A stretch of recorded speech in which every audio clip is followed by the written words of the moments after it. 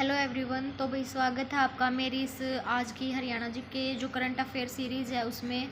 तो भाई चलिए, हमने अपने पिछली वीडियो में अपने 40 क्वेश्चन हैं उन तक अपने क्वेश्चन कंप्लीट कर लिए थे और आज हम जो हमारा 41वां क्वेश्चन है उसको करने जा रहे हैं। तो चलिए टाइम वेस्ट ना करते हुए बढ़ते हैं अपने अगले क्वेश्चन की तरफ। तो इसमें हमारा सबसे पहला क्वेश्चन है कि हरियाणा के किस जिले में रामनगर में इजराइल के सहयोग से देश का पहला एकीकृत जो मधुमक्खी पालन विकास केंद्र स्थापित किया जाएगा। मतलब जो किसके सहयोग से, इजराइल के सहयोग से जो मधुमक्खी पालन है वो कहाँ स्थापित किया जाएगा। तो ये किया जाएगा भाई हमारे कुरुक्षेत्र में। इसमें लिख रखा है कि कुरुक्षेत्र के रामनगर में इजराइल के सहयोग से देश का पहला एकीकृत मधुमक्खी पालन विकास केंद्र स्थापित किया गया है, जहां किसानों को प्रशिक्षण दिया जा रहा है। यहाँ जल्दी जो 20 करोड़ रुपए की लागत से गुणवत्ता नियंत्रण प्रयोगशाला स्थापित की जाएगी। कितने रुपए की लागत से भाई? 20 करोड़ की लागत से।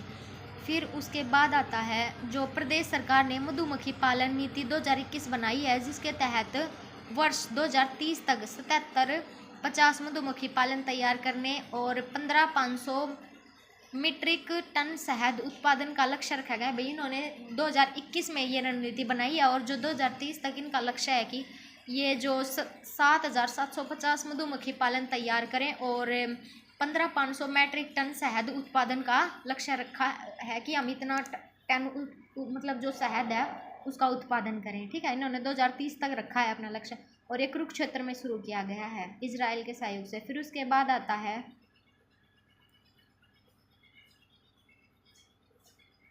हमारा अगला क्वेश्चन। इसके बाद है हरियाणा ने अगस्त 2025 में किस समाज में महान संत जो स्वामी राजेंद्रानंद महाराज का निधन हो गया। तो भाई वो कौन थे जो मतलब महान संत स्वामी थे? तो वो बिश्नोई समाज से थे। ठीक है, 15 अगस्त 2025 को बिश्नोई समाज के जो महान संत और गो कथावाचक जो स्वामी राजेंद्रानंद महाराज का निधन हो गया।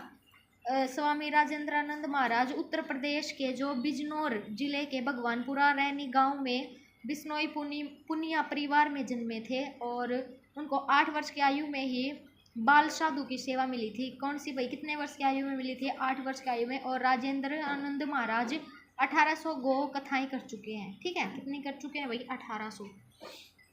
फिर उसके बाद हमारा अगला क्वेश्चन आता है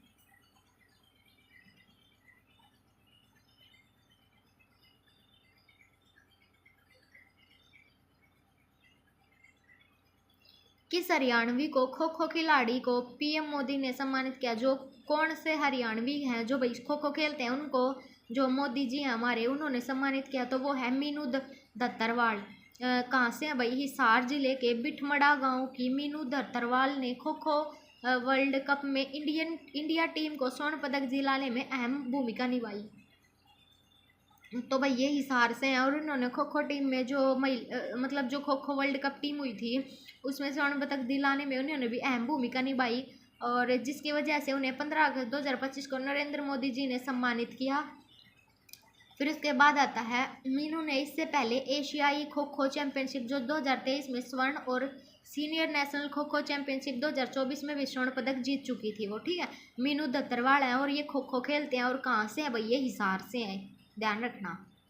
फिर उसके बाद आता है हरियाणा के राज्यपाल ने 15 अगस्त 2025 को स्वतंत्रता दिवस के अवसर पर किस जिले में राष्ट्रीय ध्वज फहराया। तो भाई जो हरियाणा के राज्यपाल हैं कौन है भाई? अब वर्तमान में है असीम कुमार घोष। ठीक है, याद ध्यान रखना। उन्होंने कहाँ मतलब राष्ट्रीय ध्वज फहराया? तो उन्होंने अम्बाड़ा में फहराया है। यहाँ आता है कि 15 अगस्त 2025 को 79वें स्वतंत्रता दिवस के अवसर पर आयोजित राज्य स्तरीय समारोह में हरियाणा के जो राज्यपाल प्रोफेसर कौन है भाई? असीम कुमार घोष ने कहाँ फहराया? अम्बाड़ा में ध्वजारोहण किया और परेड की सलामी की। ठीक है, ली। उसके बाद आता है हरियाणा के मुख्यमंत्री ने जो भाई देखो जो राज्यपाल है उन्होंने तो अम्बाड़ा में फहराया और जो हरियाणा के मुख्यमंत्री है उन्होंने कहाँ फहराया? उन्होंने फहराया रोहतक में। समारोह में हरियाणा के कहाँ मुख्यमंत्री नायब सिंह सैनी ने रोहतक के जो राजीव गांधी खेल स्टेडियम है वहां पर इन्होंने ध्वजारोहण किया। ठीक है, रोहतक में। और जो राज्यपाल है उन्होंने कहाँ किया?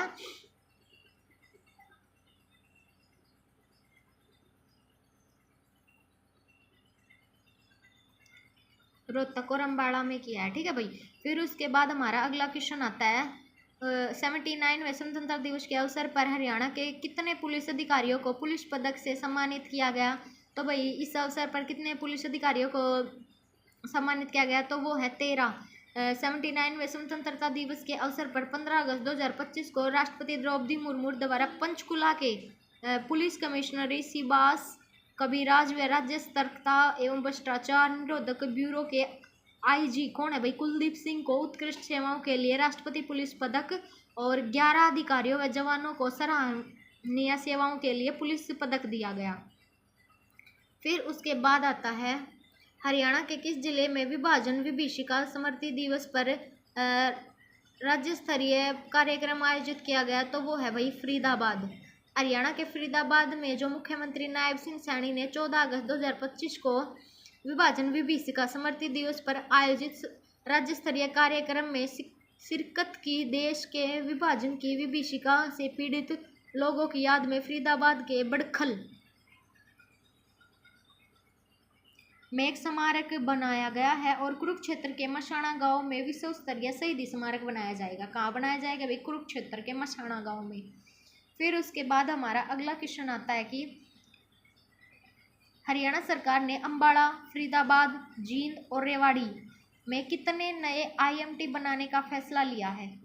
तो भाई जो हरियाणा सरकार है उन्होंने कहाँ कहाँ अंबाला, फरीदाबाद, जींद, रेवाड़ी में नए IMT बनाने का फैसला लिया? तो भाई वो 6 हैं। ठीक है, इसमें आता है कि हरियाणा सरकार ने अंबाला, फरीदाबाद, जींद और रेवाड़ी में 6 नई इंडस्ट्रियल मॉडल टाउनशिप IMT, ठीक है, इंडस्ट्रियल मॉडल टाउनशिप बनाने का फैसला लिया है। और योजना के तहत जो अंबाला और फरीदाबाद में 2-2, जींद और रेवाड़ी में 1-1 IMT बनाई जाएंगी। ठीक है भाई, 2-2 तो अंबाला और फरीदाबाद में होगी 4 और 1 जींद में होगी, 1 रेवाड़ी में होगी। टोटल कितनी हो गई? 6।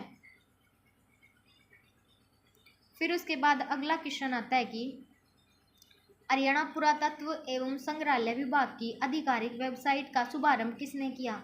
तो भाई जो हरियाणा की पुरातात्विक एवं संग्रहालय विभाग की जो वेबसाइट है उसका जो शुभारंभ किसने किया? तो वो किया डॉक्टर अरविंद कुमार शर्मा ने। ठीक है, इसमें है कि हरियाणा के विरासत एवं पर्यटन मंत्री कौन है भाई? ये हमारे पर्यटन और विरासत मंत्री हैं अरविंद कुमार शर्मा ने हरियाणा सिविल सचिवालय में पुरातत्व एवं संग्रहालय विभाग की नई आधिकारिक वेबसाइट है जो https://archaeology.haryana.government इनका शुभारंभ किया है। ठीक है, फिर उसके बाद हमारा लास्ट क्वेश्चन है